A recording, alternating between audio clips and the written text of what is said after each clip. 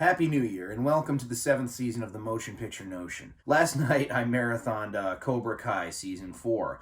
And I was really amped up about this because Terry Silver makes a comeback. I have to get into spoilers, but I will save that till a little bit later in the review, and I will warn you first. So they make no secret from the trailer that Terry Silver is in fact in this. I absolutely loved what they did with his character. Frankly, it did surprise me a little bit. They didn't take the exact route that I thought they would take, and that's one thing that I do really like about this series as a whole. There are certain formulas that they do follow, but it's not like a straight up like J.J. Abrams rehash of the same shit over and over again. And there's a lot of like moving components. Everybody has their own perspective. This season always kind of like walks that line of like CW melodrama. There's certain points where I'm just kind of like, okay, all right.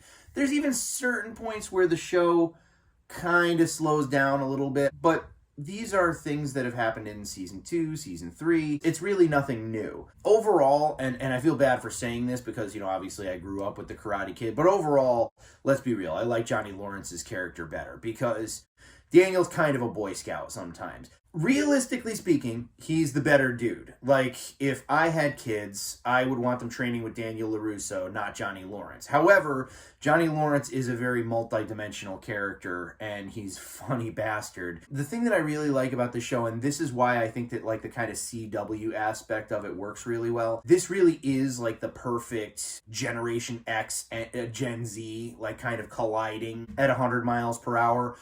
And I think that that's really cool. I think that it's really cool that this new generation can kind of get that perspective. Also, not for nothing, and then maybe this is kind of why I also like Johnny too, is it gives kids like kind of a humanization of like that older like manly man kind of dude. There's even a scene in this show where he and Daniel LaRusso like agree to teach each other in their own fighting styles. And when it's Johnny's turn to teach Daniel, he goes on this like rant about being a man and like passing up veggie burgers and learning to drive stick shift and shit like that. The writing for Johnny's character is just fantastic in this show. I do want to get into spoilers, so I'll just say right now, like my overall grade, pretty much the same as the other seasons, honestly.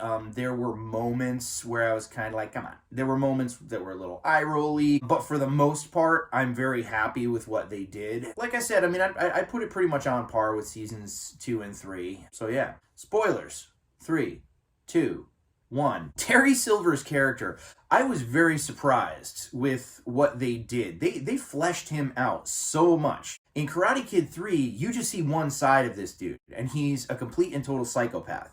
And don't get me wrong, he is a nut bar, but there is a lot more depth to his character, and it fits in beautifully with the Karate Kid Part 3. It doesn't like take away from it or like, oh, I can't see that guy doing this. No, I 100% can, but there's a lot more humanization here. At first, he basically tells John Kreese to screw off. He's actually living a somewhat healthy lifestyle, although he's hanging out with a lot of people who are very like, kind of like vegan, cultured, like upper crust liberal. And when Kreese goes to see him at the beginning of the show, he's kind of like, the fuck is this? And I mean, in essence, to some degree or another, maybe Terry Silver was sort of lying to himself. However, he even says, like, right in the beginning, he's like, back in the 80s, I was coked out of my mind. I did not have my wits about me. I have gone through years of therapy, and I've realized in all that time that being the hell away from you was the best thing that could have ever happened to me. But then it, takes you back to Vietnam. It's sort of like this perverse version of White Christmas where Danny Kaye keeps on manipulating, like, well, I saved you in the war, but he does it for Bing Crosby's own benefit. Like, I'm going to manipulate you because I like you and I want you to be with this beautiful woman. So, remember when I hurt my arm in the war because I saved you? It's sort of like a perverted version of that where John Kreese consistently just like, remember when I saved you. And you sort of see this sympathetic side to Terry Silver where it's like, wow, this dude is just being unraveled by this sociopathic piece of shit. He doesn't have his wits about him. And I mean, the thing is, Terry Silver actually goes about teaching the students in kind of a better way, in a more grounded way, where he's saying everybody has a weakness. You just need to discover your enemy's weakness. He even tells John Kreese, even you have a weakness kind of a thing. And Kreese does not like being told that in front of his class. And that's when he really comes at him like, you know, like, you need to follow my lead. Like, you know, I saved you. And that's where he sort of triggers the psycho button in Terry Silver. And he really does, in essence, become John Kreese's, like, kind of Frankenstein's monster, to a point where later in the show, you even see John Kreese kind of being like, shit, what did I do? His character, again, is very kind of like tragic. But in essence, and at the end, what Terry Silver says is, your weakness is Johnny. My weakness is you, but not anymore. And he sets this whole thing up that John Kreese gets arrested at the end of the season. So now Terry Silver opens Cobra Kai, and he wants to like franchise it. Not to mention the fact that Cobra Kai does win the tournament. They don't actually. There was one thing where a ref said that a hit didn't count on behalf of Daniel LaRusso's daughter because the person had already stepped out of bounds, but they really didn't. And you find out at the end that Terry Silver paid this dude essentially to rig the game. So that's going to be a whole thing.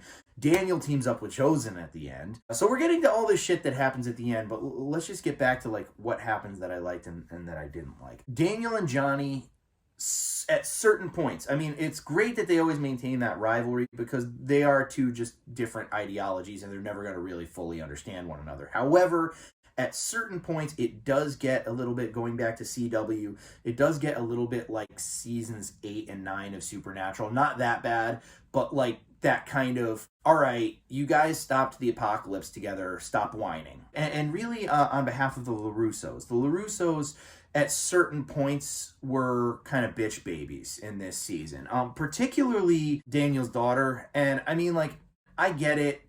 Tori, like, really screwed with her, broke into her house, but there is sort of this, like, consistent aggro thing. They dupe Cobra Kai into coming to this baseball field right when they know the sprinklers are going to go off. And this is after, like, a truce has already been negotiated. So when they go to tell Daniel and Johnny about it, Johnny is sort of like, so you guys just like started shit with these guys? And Daniel was sort of like, well, you guys avoided a physical conflict. I'm proud of you. And you could see on Johnny's face, it's sort of like, yeah, this is like that time that I was minding my own business in the bathroom and you fucking turned the water hose on me, you piece of shit. There was a lot of stubbornness from Daniel and his daughter in this show that's sort of like, guys, like, chill. There's also this scene at the junior prom where Miguel and Daniel's, I gotta learn the character's actual name, I'm so stupid. Miguel and Daniel's daughter and Robbie and Tori, as two couples, are fighting, and Robbie and Tori are like dancing like they were on the floor, like holding hands and turning each other around as they're karate fighting. Really, really corny. Cobra Kai does that. I mean, it's sort of like when Cobra Kai hijacked their, Miyagi-Do's thing at that carnival in season 2 or whatever, when I said, it's like they skipped Rocky 2 and they went straight to Rocky 3. Speaking of Rocky, they had a Survivor song from Rocky 4 in it, and they also had a song from Bill and Ted's Excellent Adventure at one point. So we got some really good like 80s throwbacks there. The tournament actually really does take the last 2 episodes of the show, which is kind of cool. I would say that the show kind of loses steam in like maybe the 2 episodes preceding those last 2 episodes. It's not that nothing interesting happens, it's just like there's a lot of that kind of like drama-y shit that it just slows it down a little bit. But again, this is kind of typical of this show. So overall, yeah, I really enjoyed Cobra Kai season 4. I think that it's going to be really cool to see how things unfold in the next one. I mean, my guess is definitely that Mike Barnes is going to make a comeback, but we'll see. So Cobra Kai season 4, if you get the chance, definitely check it out. It'll be worth your time. And that's all she wrote.